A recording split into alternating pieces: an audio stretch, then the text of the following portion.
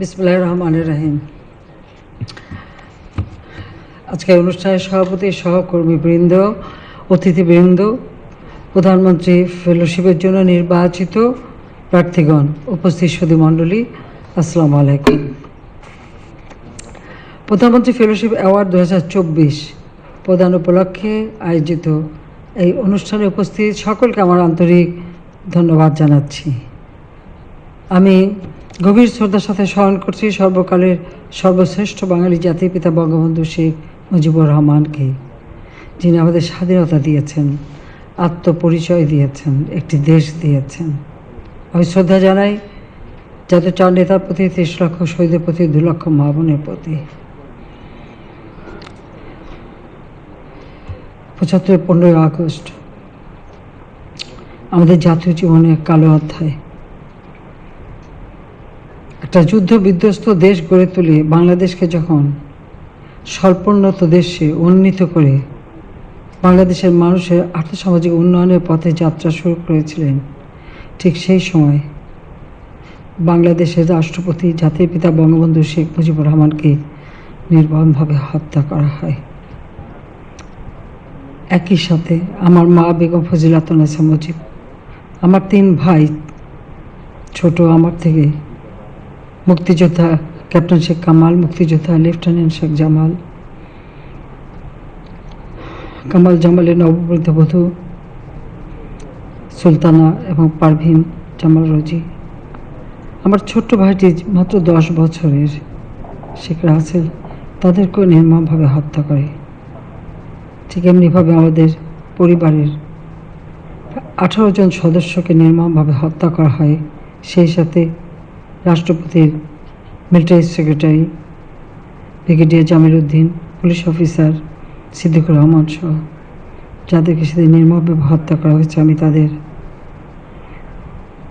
আত্মার মাগফিরাত কামনা করি।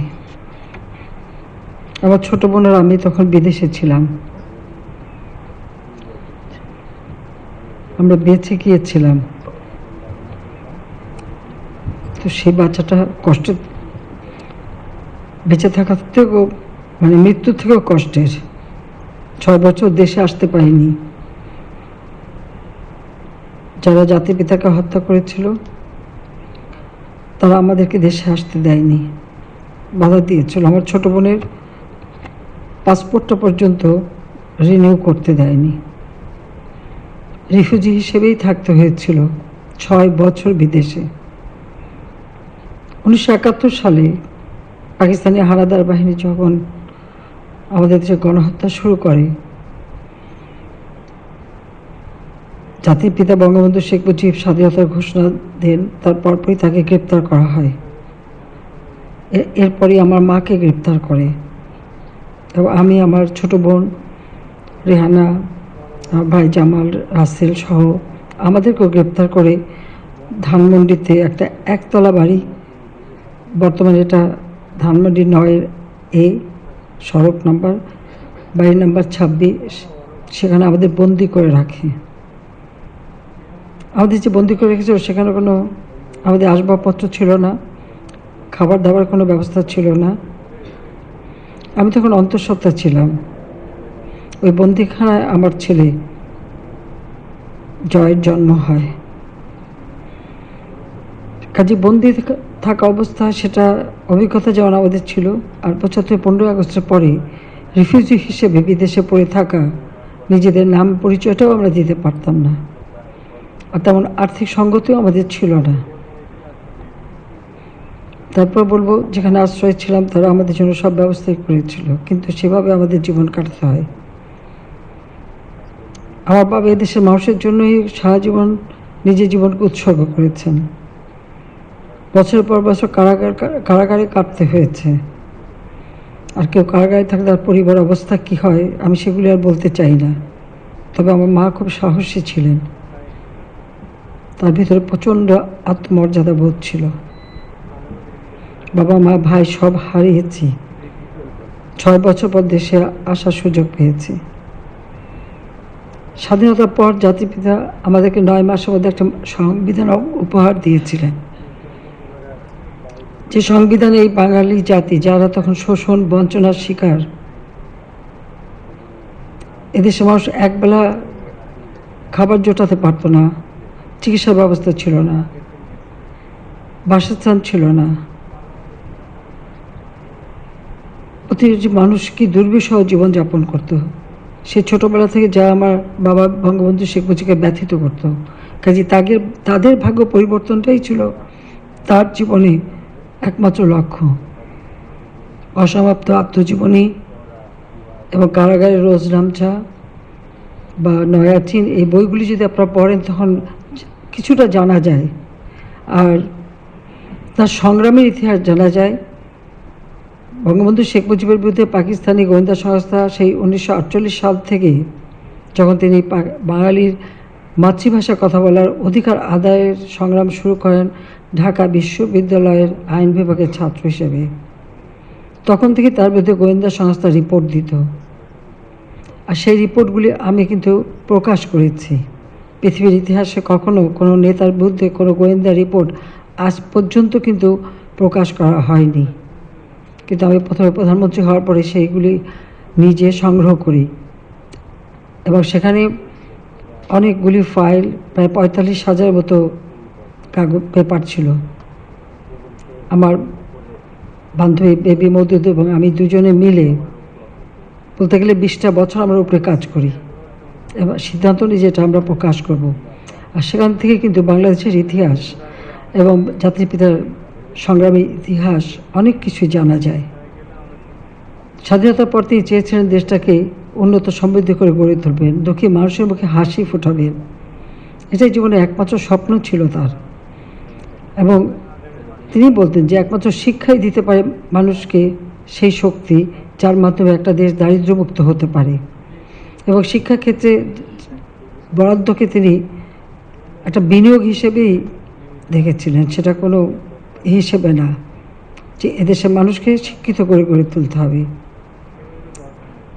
শিক্ষা, গবেষণা, নারী অধিকার, নারী শিক্ষা সব কিছুর উপরেই তিনি অত্যন্ত আন্তরিকতার সাথে কাজ করেছেন। তিনি যে সংবিধান আমাদের দিয়েছিলেন, এই সংবিধানের 17 ক অনুচ্ছেদে সার্বজনীন শিক্ষার ব্যবস্থা এবং নির্দিষ্ট স্তর পর্যন্ত অবৈতনিক শিক্ষা, অর্থাৎ প্রাথমিক পর্যন্ত অবৈতনিক শিক্ষা বাধ্যতামূলক করেছিলেন। 17 খতে সমাজের প্রয়োজনে যথাযথ প্রশিক্ষণপ্রাপ্ত নাগরিক সৃষ্টি এবং 17 গতে নিরক্ষরতামুক্ত সমাজ গড়ে তোলার সেই প্রত্যয় এই সংবিধানে কিন্তু দেয়া আছে। একটা যুদ্ধবিধ্বস্ত দেশ যেখানে কোনো রিজার্ভ মানি নেই, কারেন্সি নোট নেই, রাস্তাঘাট, পুল, ব্রিজ, স্কুল, কলেজ সব কিছুই বিধ্বস্ত, শূন্য হাতে তিনি যাত্রা শুরু করেছিলেন ধ্বংসস্তূপের উপর দাঁড়িয়ে। ঠিক সে সময় আবার সকল প্রাথমিক বিদ্যালয়গুলি জাতীয়করণ করে দেন। শিক্ষকদের সরকারি চাকরির মর্যাদা দিয়ে তিনি শিক্ষাকে গুরুত্ব দেন এবং 1100 নতুন প্রাথমিক বিদ্যালয় নির্মাণ এবং 900 কলেজ, 400 স্কুল পুনর্নির্মাণের ব্যবস্থা নেন। এবং তিনি যে প্রথম বাজেটটা দিয়েছিলেন, সেই বাজেটে 21.16% বরাদ্দ দিয়েছিলেন শুধুমাত্র শিক্ষাক্ষেত্রে।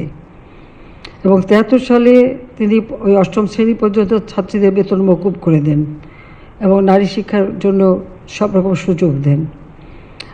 73 সালে বিশ্ববিদ্যালয় মঞ্জুরি কমিশন তিনি গঠন করে দেন এবং কৃষি, বিজ্ঞান, প্রযুক্তি, গবেষণা ও উন্নয়নে নানামুখী উদ্যোগ গ্রহণ করেন। আজকে আমাদের কৃষি গবেষণার যে কয়টা প্রতিষ্ঠান, এটা কিন্তু জাতির পিতার হাতে গড়া। কৃষিবিদদের চাকরির মর্যাদাও তিনি নির্দিষ্ট করে দেন এবং বিজ্ঞান ও প্রযুক্তি গবেষণা এবং আণবিক শক্তি কমিশন বিভাগ গঠন করেন। একটা শিক্ষা মন্ত্রণালয়ের জন্য একটা আলাদা বিভাগও তিনি করে দিয়েছিলেন। এবং 75 সালের 14 জুন রাঙামাটিতে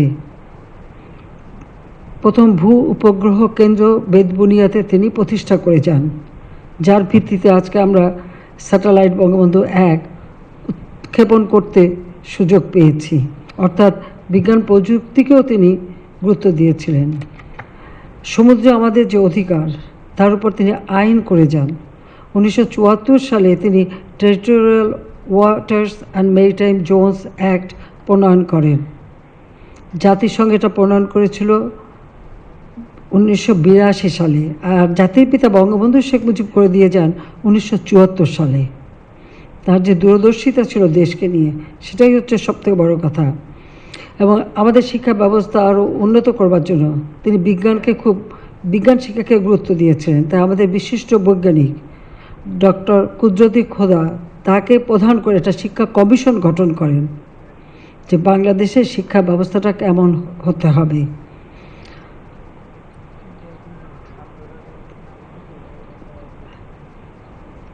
ডক্টর কুদরতি খোদা রিপোর্টটা তৈরি করেছিলেন এবং জাতির পিতার হাতেও পৌঁছে দিয়েছিলেন, কিন্তু সেটা বাস্তবায়ন করে যেতে পারেননি, কারণ 15ই আগস্টকে হত্যার পর ওই রিপোর্ট আর কখনো আলোর মুখ দেখেনি।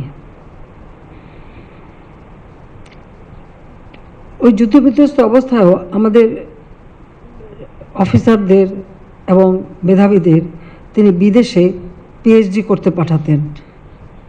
আমাদের অনেক এখনও পুরনো মানুষ, এর মধ্যে কেউ আমাদের ডক্টর মশিউর রহমান সাহেব আছে কিনা, মাত্র হাতে গোনা বোধহয় কয়েকজনই বেঁচে আছেন যারা সেই সময় পিএইচডি করে এসেছিলেন।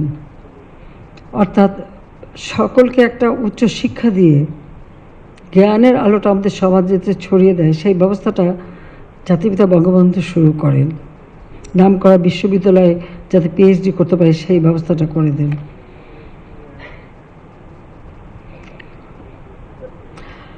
উনিশশো সালে নির্বাচন, সেই নির্বাচনের প্রাক্কালে তিনি একটি ভাষণ দিয়েছিলেন ভবিষ্যৎ বাংলাদেশকে নিয়ে। সে ভাষণে তিনি বলেছিলেন, আমি কোট করছি, কলেজ ও স্কুল শিক্ষকদের, বিশেষ করে প্রাথমিক শিক্ষকদের বেতন উল্লেখযোগ্যভাবে বৃদ্ধি করতে হবে। নিরক্ষরতা অবশ্যই দূর করতে হবে। 5 বছর বয়স্ক শিশুদের বাধ্যতামূলক অবৈতনিক প্রাথমিক শিক্ষাদানের জন্য একটা ক্র্যাশ প্রোগ্রাম চালু করতে হবে। দ্রুত মেডিকেল ও কারিগরি বিশ্ববিদ্যালয়, নয়া বিশ্ববিদ্যালয় প্রতিষ্ঠা করতে হবে। দারিদ্র যাতে উচ্চশিক্ষার জন্য মেধাবী ছাত্রদের অভিশাপ হয়ে না দাঁড়ায় সেদিকে দৃষ্টি রাখতে হবে। আনকোট। মাত্র 3 বছর 7 মাসই তো সময় পেয়েছিলেন, তিনি তার প্রতিশ্রুতি রক্ষা করে গিয়েছিলেন।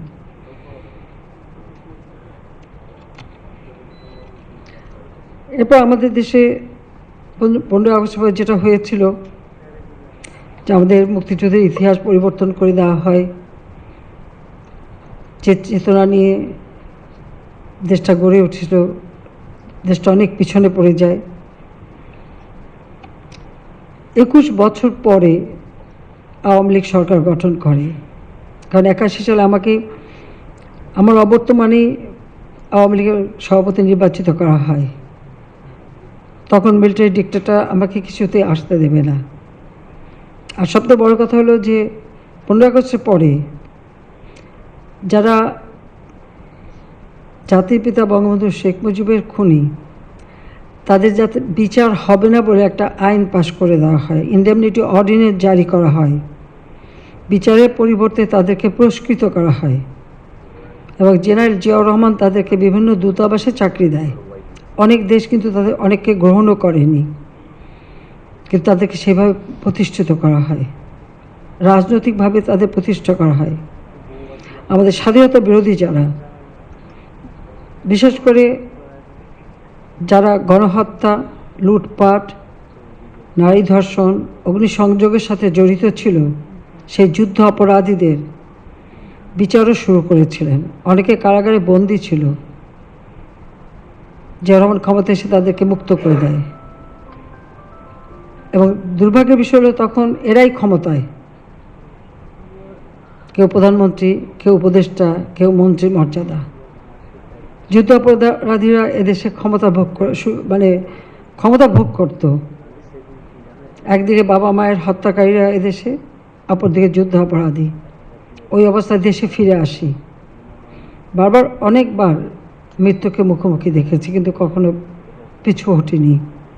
অনেক সংগ্রামে পথ বেয়ে 96 সালে সরকার গঠন করি। সরকার গঠন করেই আমি যা দেখলাম যে আমাদের দেশে গবেষণার জন্য কোনো বরাদ্দ নেই। আমিও বিশ্ববিদ্যালয়ের ছাত্রী, ঢাকা বিশ্ববিদ্যালয়ে। আমি মাস্টার্সে ভর্তিও হয়েছিলাম, কিন্তু বিদেশে চলে যাওয়ার ফলে তারপর তো 15ই আগস্ট ঘটলো, আমার আর পড়া শেষ হয়নি। ঠিক সেইভাবে রেহানাও, সে কলেজের ছাত্রী ছিল, তারও পরীক্ষা দেওয়ার কথা ছিল, আসতেও পারেনি আর পড়তে পারেনি। যাক, আমি আসার পর খবর নিই আমাদের গবেষণার অবস্থাটা কী। দেখলাম গবেষণার জন্য কোনো অর্থ বরাদ্দ নেই। ঠিক তাৎক্ষণিকভাবেই সেই সময় 12 কোটি টাকা প্রথম বরাদ্দ দেই, এবং কৃষি গবেষণাকে আমরা সবথেকে গুরুত্ব দিয়েছিলাম এই জন্য যে আমার খাদ্যের স্বয়ংসম্পদা অর্জন করতে হবে। 40 লক্ষ মেট্রিক টন খাদ্য ঘাটতি তখন। এরপরে যখন আমরা পরবর্তী বাজেট দিই, সেখানে আমি 100 কোটি টাকা আলাদাভাবে একটা থোক বরাদ্দ রেখে দিই গবেষণা এবং কম্পিউটার শিক্ষা, প্রযুক্তি শিক্ষা। কারণ আমাদের তখন সব কিছুই তো অ্যানালগ ছিল, সব টেলিফোন অ্যানালগ, মোবাইল ফোন কারো হাতেই ছিল না বলতে গেলে, ডিজিটাল কোনো ব্যবস্থা ছিল না, কেউ কম্পিউটার ব্যবহার করতো না, এই এক ধরনের একটা অবস্থা ছিল। যা হোক, আমরা ব্যবস্থা নিই।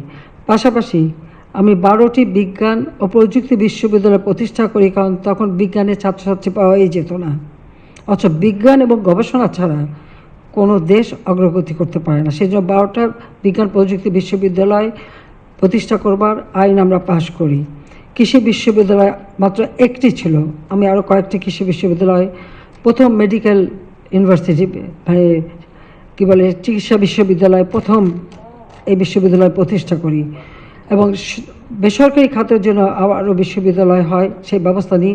16টা বেসরকারি বিশ্ববিদ্যালয় প্রতিষ্ঠা হয়। সমুদ্র গবেষণা ইনস্টিটিউট আমরা প্রতিষ্ঠা করি, বায়োটেকনোলজি ইনস্টিটিউট প্রতিষ্ঠা করি, নব থিয়েটার করি। অবশ্য এগুলি করতে যেয়ে আমাকে অনেক মামলা খেতে হয়েছে, এটা ঠিক। এই নব থিয়েটারের জন্য 2টা মামলা আমার বিরুদ্ধে। তো কাজে ওতে এটা বিএনপি ক্ষমতা আসার পরে করেছে।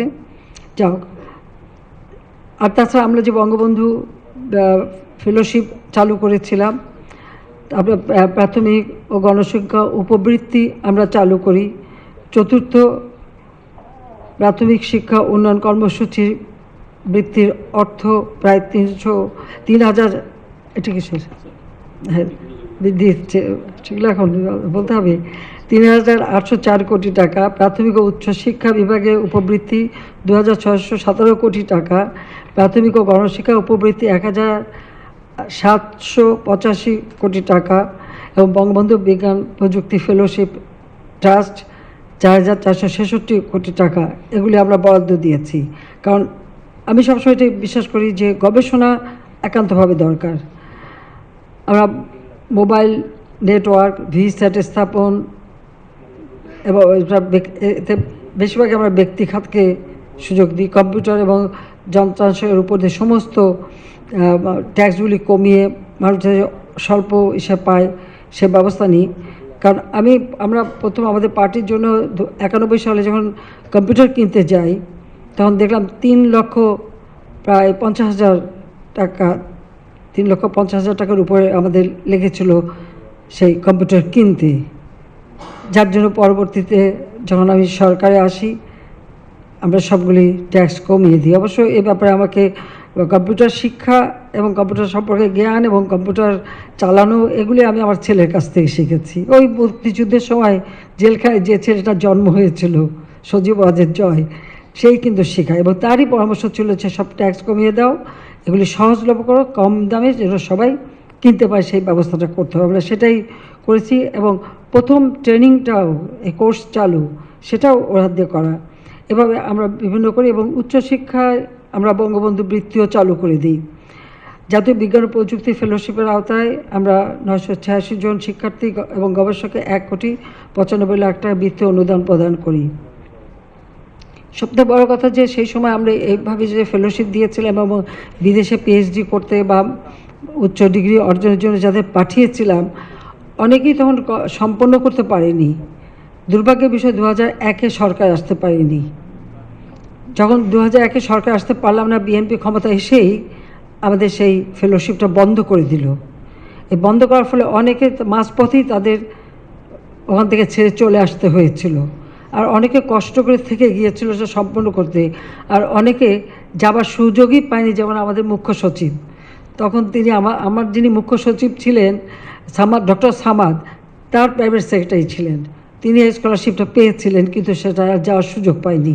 আমি তাই জিজ্ঞেস করছিলাম যে তুমি আবার পরে গেলে না কেন, তার পিএইচডি করার কথা ছিল কিন্তু আর করেও নি, কারণ মনটাই ভেঙে গিয়েছিল, এটা বাস্তব। আমি এখন তাকে বলি যে তুই আবার করো, আবার গবেষণা করো, কিন্তু এটা হলো বাস্তবতা যে বন্ধ করে দিল। আমার কাছে অবাক লাগে যে এই যে মাঝপথে বন্ধ করে দেওয়াতে কত মানুষ যে বিপদে পড়েছিল এবং অনেকে সম্পন্ন না করে চলে আসতে হলো। যাক 2008 পর্যন্ত, সেই 2001 থেকে 8 আরেকটা অন্ধকার সময় আমরা পার করেছি।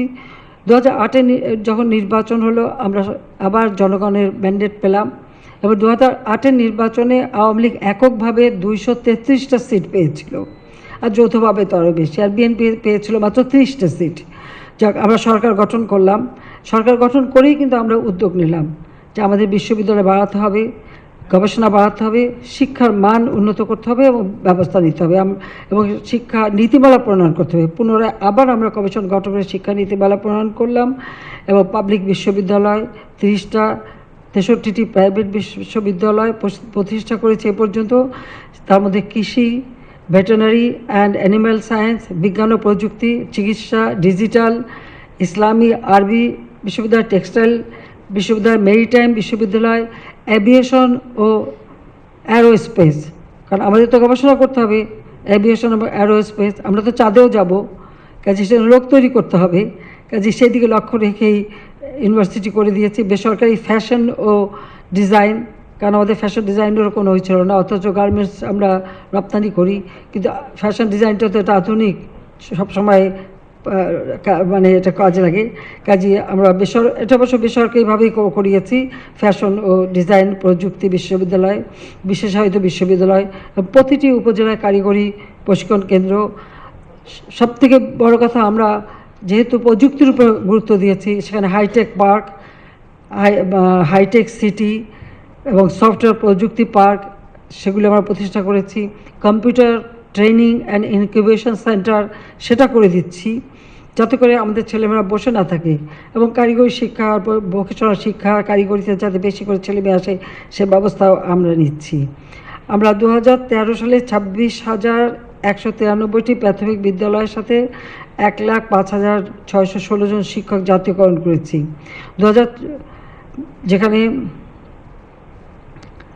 আমাদের এখন বর্তমানে আমাদের প্রতি 33 জনের জন্য কম শিক্ষার্থীর বিপরীতে একজন শিক্ষক, অথচ এটা আগে ছিল মানে বলতে গেলে তখন অনেক কম শিক্ষক ছিল। আমরা শিক্ষক নিয়োগ দিয়েছি 2009 থেকে 2023 সাল পর্যন্ত 2,38,579 জন শিক্ষক এ পর্যন্ত নিয়োগ দেওয়া হয়েছে। 2010 সাল থেকে বছরের প্রথম দিনে আমরা বই উপহার দিচ্ছি। এই বছরই তো, এই 2024 সালের 1 জানুয়ারি 9,38,03,606টা নতুন বই আমরা শিক্ষার্থীদের হাতে তুলে দিয়েছি। আমরা 150টি উপজেলার সকল প্রাইমারি স্কুলে স্কুল ফিডিং প্রোগ্রাম চালু করেছি। আমাদের ঝরে পড়া হার, যেটা 2009 সালে আমরা পেয়েছিলাম 45.1%, আজকে তা কমে 13.95%-এ নেমেছে। সেই সাথে সাথে আমাদের উচ্চশিক্ষা এবং আমরা প্রাথমিক থেকে সব ক্ষেত্রেই তো আমরা এখন উপবৃত্তি চালু করেছি, কেন যেন বাবা মাকে কষ্ট করতে না হয়। বিনা পয়সায় বই এবং সেই সাথে বৃত্তি আমরা দিয়ে যাচ্ছি। আর এ বাবদে যে আমরা অর্থ খরচ করছি, সেটা আমরা মনে করি যে এটা আমার দেশের কাজে, আমার উপযুক্ত নাগরিক তৈরি করার জন্য। এবং কারিগরি শিক্ষায় ভর্তিকৃত শিক্ষার্থী 5,41,656 জন, এবং 2022 সালে তা বৃদ্ধি পেয়েছে 15 লাখে, 15,81,485 জনে উন্নীত হয়েছে। আমরা প্রত্যেকটা উপজেলা একটা করে ট্রেনিং সেন্টার করে দিচ্ছি। টিটিসি প্রতিষ্ঠা করা হয়েছে, প্রায় 100টি, 91টির শিক্ষা কার্যক্রম চালু। আর তাছাড়া প্রত্যেকটা বিভাগীয় অঞ্চলে আমরা এবার পদক্ষেপ নিয়েছি। আমরা সিলেট, বরিশাল, রংপুর, ময়মনসিংহে 4টা মহিলা পলিটেকনিক, চট্টগ্রাম, রাজশাহী, খুলনা, রংপুরে 4টি ইঞ্জিনিয়ারিং কলেজ স্থাপন, সেগুলি অন্যান্যগুলি কাজ চলছে। 329টি উপজেলায় টেকনিক্যাল স্কুল ও কলেজ স্থাপনের কাজ শুরু হয়েছে। আমরা মাদ্রাসায় ও মাল্টিমিডিয়া ক্লাসরুম চালু করে দিয়েছি, মাদ্রাসা শিক্ষার্থীরা যাতে আধুনিক শিক্ষায় শিক্ষিত হতে পারে, কর্মসংস্থান হতে পারে, বিদেশে যেতে পারে, সেই ব্যবস্থার জন্য তাদেরও আমরা মাল্টিমিডিয়া ক্লাসরুম সাধারণ স্কুলে দিচ্ছি, মাদ্রাসাগুলিতেও আমরা দিচ্ছি। তাছাড়া আমরা নতুন ভবন নির্মাণ করে দিচ্ছি, এটা স্কুলে এবং মাদ্রাসাতে প্রায় 818টা ভবন মাদ্রাসায়, আর তাছাড়া আমরা প্রায় 1800 মাদ্রাসার মধ্যে এই ভবন আমরা নির্মাণ করেছি এবং আরও নির্মাণ কাজ চলছে। আমরা ভোকেশনাল কোর্স চালু করেছি এবং 1036টি শেখ রাসেল আইটি ল্যাব চালু করেছি, অর্থাৎ কোনো অঞ্চলের লোক যেন পিছিয়ে না পড়ে, এবং 9টা ভাষা দিয়ে একটা অ্যাপস তৈরি করে দেওয়া হয়েছে। কারণ ফ্রিল্যান্সিং, আমরা লার্নিং অ্যান্ড আর্নিং যে প্রোগ্রামটা নিয়েছি, সেখানে ফ্রিল্যান্সাররা তারা এখান থেকে শিখতে পারে, যে দেশে কাজ করবে সে দেশের ভাষা যাতে সহজে শিখতে পারে, সেই জন্য সেই অ্যাপসটা তৈরি করে দেওয়া হয়েছে। কাজেই সেই ভাষা শিখে সে এখন আমাদের একটা গ্রামে বসে, ইউনিয়নে বসে তারা কাজ করে খেতে পারে, কারণ সমগ্র এলাকায় তো ওয়াইফাই কানেকশন করে দিয়েছি। ইতিমধ্যে ব্রডব্যান্ড সংযোগও দেওয়া হচ্ছে, আর স্যাটেলাইট বঙ্গবন্ধু 1 থেকেও সংযোগ স্থাপন করা যায়।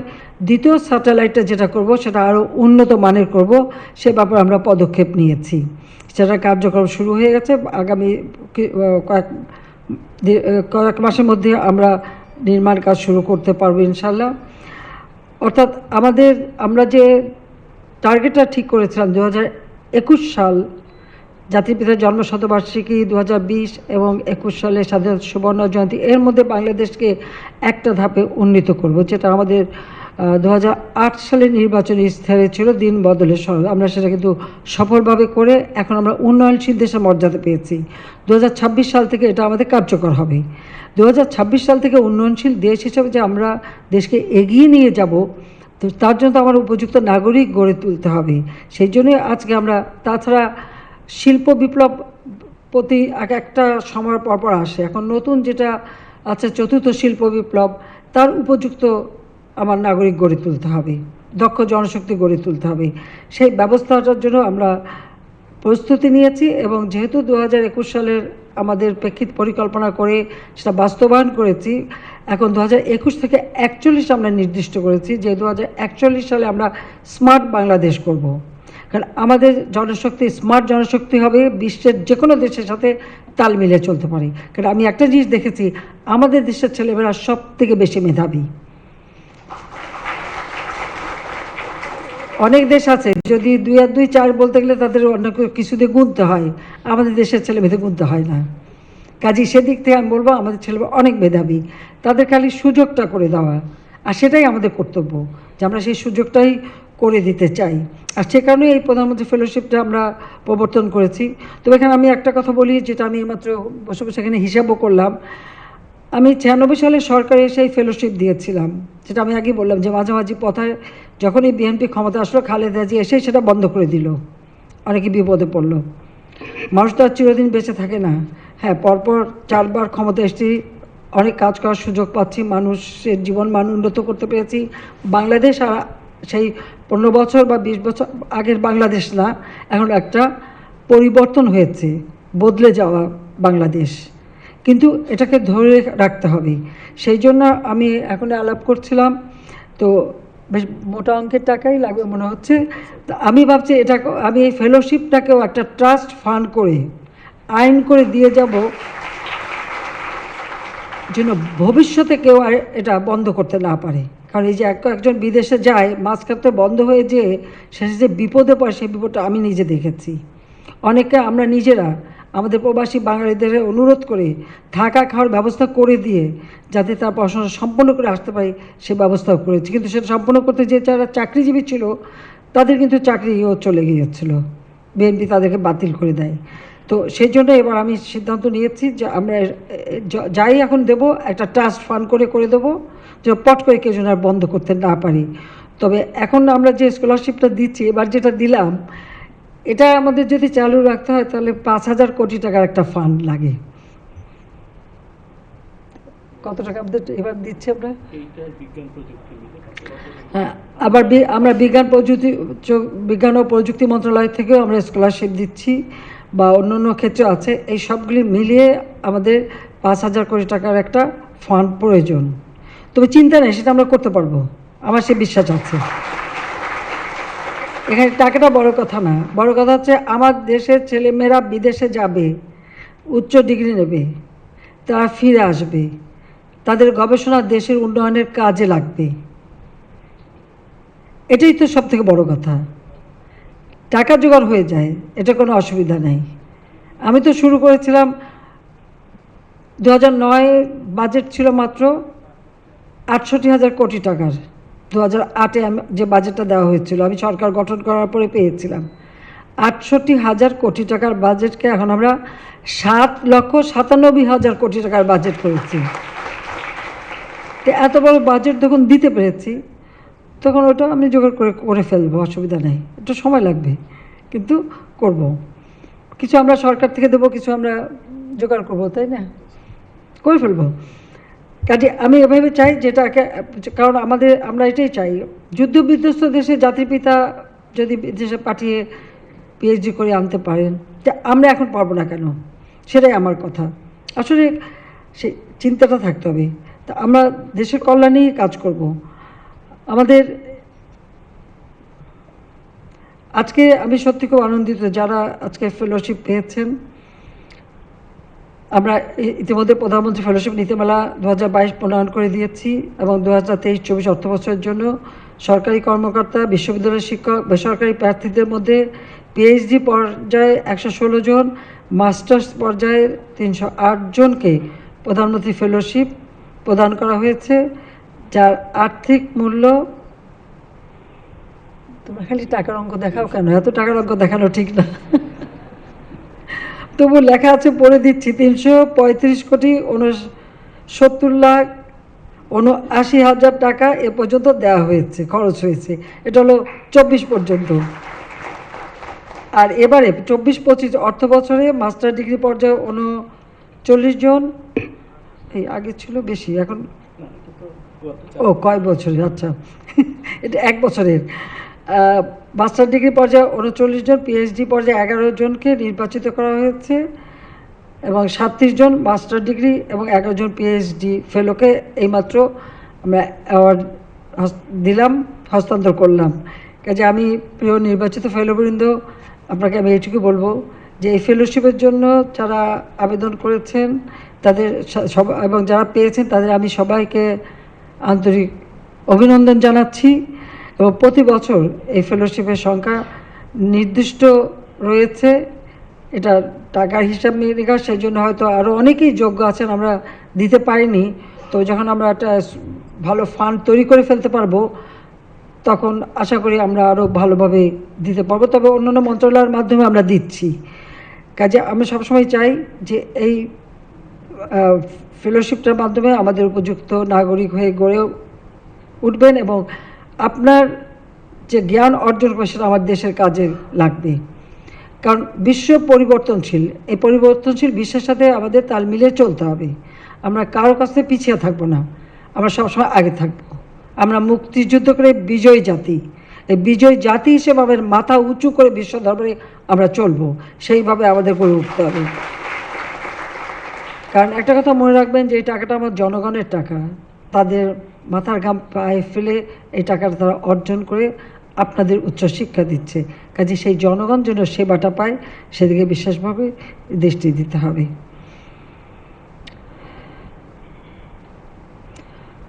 জাতিপিতা চেয়েছিলেন শোষণমুক্ত সমাজ গঠন করতে, চেয়েছিলেন ক্ষুধামুক্ত দারিদ্র্যমুক্ত সমাজ গঠন করতে। কাজে সেই কথা মাথায় রেখেই আমাদের দেশের সর্বস্তরের মানুষ, কোনো কেউ অবহেলিত থাকবে না। আমাদের এখানে ক্ষুদ্র নৃগোষ্ঠী আছে, প্রতিবন্ধী আছে, অটিস্টিক আছে, এবং তাদের সকলেরই প্রতি আমাদের যথেষ্ট সহানুভূতিশীল আমরা, তারা যেন সমাজের সব রকম সুযোগ সুবিধা পায়, শিক্ষায় দীক্ষায় তারাও যেন পিছিয়ে না পড়ে, সেদিকে আমরা বিশেষ নজর দিচ্ছি। আর সবচেয়ে বড় কথা, যারা মুক্তিযোদ্ধা, এটা মাথায় রাখতে হবে, জাতির পিতা যে আহ্বান করেছেন, যার যা কিছু আছে শত্রু মোকাবেলা করতে হবে, নিজের জীবনের মায়া ত্যাগ করে, পরিবার সংসার বাপ মা সব কিছু ছেড়ে দিয়ে তারা ঝাঁপিয়ে পড়েছিল যার যাহা কিছু আছে তাই নিয়েই, এবং তাদের এই আত্মত্যাগের মধ্য দিয়েই আমাদের বিজয় অর্জিত হয়েছে।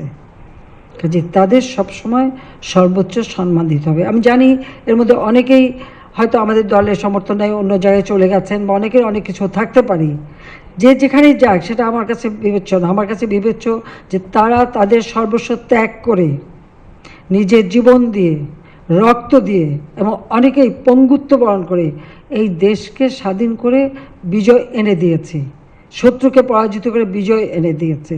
কাজে সেই ক্ষেত্রে আমি মনে করি তাদের সম্মানটা সর্বোচ্চ থাকবে। যে কারণে একসময় তারা অবহেলিত ছিল, আমি আসার পর থেকে তাদের সব ধরনের সহযোগিতা করেছি, এবং গর্বভরে যেন তারা বলতে পারে যে আমি মুক্তিযোদ্ধা। আমার মতামতের সাথে নাও থাকতে পারে, আমার দলে নাও থাকতে পারে, কিন্তু তারপরেও সে মুক্তিযোদ্ধা। কাজে আমার কাছে সবাই সম্মানিত, আর সেই সম্মানটা যুগ যুগ ধরে এদেশের মানুষ তাদেরকে দেবে, সেটাই আমরা চাই। কাজে আমি সবথেকে আনন্দিত যে আমাদের একজন প্রাথমিক বিদ্যালয়ের শিক্ষক হাওয়ার্ডে যাচ্ছেন, আমাদের পুলিশের একজন সাব ইন্সপেক্টর তিনি শেফিল্ডে যাচ্ছেন, এরকম বিভিন্ন অক্সফোর্ডে কেউ যাচ্ছেন। আমার এইসব প্রতিষ্ঠানের সাথে আমরা যুক্ত, কারণ আমার ছেলে ব্যাঙ্গালোর ইউনিভার্সিটি থেকে কম্পিউটার সায়েন্সে গ্র্যাজুয়েশন করে, এরপর ঢাকায় এসে কিছুদিন চাকরি করে, তারপর তার মনে হয় যে কম্পিউটার সায়েন্স শিখা হবে না, ইঞ্জিনিয়ারিং পড়তে হবে। টেক্সাস ইউনিভার্সিটি থেকে আর্লিংটন এসে ক্যাম্পাসে সে কম্পিউটার ইঞ্জিনিয়ারিং পাশ করে চাকরি করত। 2007 সালে আমি তাকে ইনসিস্ট করলাম হাওয়ার্ডে যাওয়ার জন্য, কারণ আমার সৌভাগ্য হয়েছিল আমি যখন বিরোধী দলে ছিলাম আমি 2বার হাওয়ার্ডে বক্তৃতা দিই, এরপর আবার প্রাইম মিনিস্টার হয়েও দেই। এটা আমার শখ ছিল যে আমার ছেলেটা ওখানে যাক। তখন চাকরি করে একটা বাচ্চা, তো বলতো নানা অসুবিধা, আমি কিন্তু ইনসিস্ট করি। তারপরে সে দরখাস্ত করার সাথে সাথে সে সুযোগ পেয়ে যায়, এবং সেখান থেকে সে মাস্টার ডিগ্রি করে। তখন অবশ্য আমি জেলখানায় বন্দিখানা অবস্থায়, ওরও মানসিক অবস্থা সেরকম কষ্টেরই ছিল, তারপরেও সে কিন্তু সেখান থেকে মাস্টার ডিগ্রি পাশ করেছে। রেহানার মেয়ে, সে কিন্তু অক্সফোর্ড থেকে তার ডিগ্রি নেওয়া, এরপর সে কিংস কলেজ থেকে মাস্টার ডিগ্রিও করে। কারণ অক্সফোর্ডে যখন ভালো রেজাল্ট করলে পরে আর মাস্টার্স ডিগ্রি না করলেও চলে, কিন্তু সে কাউন্টার টেরোরিজমের উপরে তখন মাস্টার ডিগ্রি করেছে। আর যে এখন ব্রিটিশ পার্লামেন্টে নির্বাচিত হয়েছে টিউলিপ, সে কিন্তু 2টো masters degree, school London of school থেকে আবার কিংস কলেজ থেকে সে 2টো মাস্টার ডিগ্রি করে। প্রথমটা ছিল ল্যাঙ্গুয়েজের উপরে, ইংলিশ ল্যাঙ্গুয়েজ লিটারেচারের উপরে, তারপরে সেটা গভর্নেন্সের উপরে সে করে। এখন তো সে ব্রিটিশ গভর্নমেন্টের মন্ত্রীও, তা আবার ট্রেজারিতে, ফাইন্যান্সে। আর তার ছেলে জিআইওতে আমাদের অনেক কাজ করে, ও কিন্তু এলএসসি থেকে মাস্টার ডিগ্রি করা, তবে সে পিএইচডি করার সুযোগ পেয়েছে, সে পিএইচডি করবে না। জানি না, এদের সবাই একটা মাথায় আছে তারা পিএইচডি করতে চায় না, কারণ তাদের ধারণা যে সে তার যদি শিক্ষকতা করে তাহলে সে পিএইচডি করবে, শিক্ষকতা না করলে কেন করবে, সেটা তারা করতে চায় না। যাক আছে, সে ও আর ওর ওয়াইফ দুজনই এলএসসি থেকে পাশ করা। কাজে যখন এই ইউনিভার্সিটিতে যারা যাচ্ছেন আমি সকলকে আন্তরিক অভিনন্দন জানাই, এবং আমি খুব আনন্দিত। আমি আশা করি যে আপনাদের এই শিক্ষা আমাদেরকে আরও বাংলাদেশকে এগিয়ে নিয়ে যেতে আরও সহযোগিতা করবে, কারণ অনেক লাখো শহীদের রক্তের বিনিময়ে অর্জিত স্বাধীনতা এটা কখনো ব্যর্থ হতে পারে না। এই দেশকে যতটুকু এগোতে পেরেছি, আজকে সারা বিশ্বে উন্নয়নের রোল মডেল হিসেবে স্বীকৃতি পেয়েছে, কিন্তু আমি চাই আমাদের আগামী প্রজন্মের পর প্রজন্ম এই দেশকে এই মর্যাদা নিয়ে যেতে এগিয়ে যেতে পারে, সেইভাবে গড়ে তুলবেন। এবং শিক্ষায় দীক্ষায় যা যা প্রয়োজন আমি যতক্ষণ সরকারে আছি আমি সেই ব্যবস্থা করে যাব, ভবিষ্যতের জন্য করে যাব। কারণ একবার অভিজ্ঞতা হয়েছে যে করার পরে থাকে না, নষ্ট করে দেয়। এটা যেন নষ্ট করতে না পারে সেই জন্য ট্রাস্ট ফান্ড করে আমি এই ফেলোশিপ যাতে থাকে, স্কলারশিপ যাতে থাকে, এবং বৃত্তি যেগুলি দিচ্ছি সেগুলিও যাতে থাকে, সবই ট্রাস্ট ফান্ডের আওতায় নিয়ে এসে এটাকে একটা স্থায়ী ব্যবস্থা করে দেব, যাতে করে বাবা মার উপরে চাপ পড়বে না, নিজের উপরে চাপ পড়বে না। উন্নত একটা দেশ আরও উন্নত হবে। 41 সালের মধ্যে যেমন স্মার্ট বাংলাদেশ, অর্থাৎ smart population, smart government, smart economy, smart society করব, সেইভাবে গড়ে তুলে দিয়ে যাব, এবং এটার ধারাবাহিকতা বজায় থাকবে। 2100 সালের ডেল্টা প্ল্যানও করে গেছি, জলবায়ুর অভিঘাত থেকে এই দেশটা যাতে মুক্ত থাকতে পারে আর আমাদের প্রজন্মের পর প্রজন্ম যেন উন্নত জীবন ধরে রাখতে পারে। আমরা দারিদ্র্যের হার কমিয়েছি, আমরা খাদ্য নিরাপত্তা নিশ্চিত করেছি, শিক্ষায় দীক্ষাও আমাদের দেশ এগিয়ে যাবে সেটাই আমি চাই। কাজে যারা যাচ্ছেন তারা এই দেশের দায়িত্ব নিয়ে যেতে হবে যে আপনাদের দেশকে অনেক কিছু দেওয়ার আছে, এই দেশকে আরও উন্নত করতে হবে। কারণ আমাদের তো অত শিক্ষা টিক্ষা নাই, আপনারা তো আরও ভালো শিক্ষা পাচ্ছেন, তো ভবিষ্যতে যেন আরও দেশকে উন্নতি করতে পারেন সেই জন্যই আপনাদেরকে এই অ্যাওয়ার্ড দেওয়া হচ্ছে এবং আপনারা সেইভাবেই ফিরে এসে দেশের জন্য কাজ করবেন, দেশের মানুষের কল্যাণে কাজ করবেন। কারণ এর থেকে শান্তির আর কিছু নেই, কারোর জন্য কিছু করতে পারা। তো সবাইকে ধন্যবাদ, সবাই ভালো থাকেন। জয় বাংলা, জয় বঙ্গবন্ধু, বাংলাদেশ চিরজীবী হোক। খোদা হাফেজ।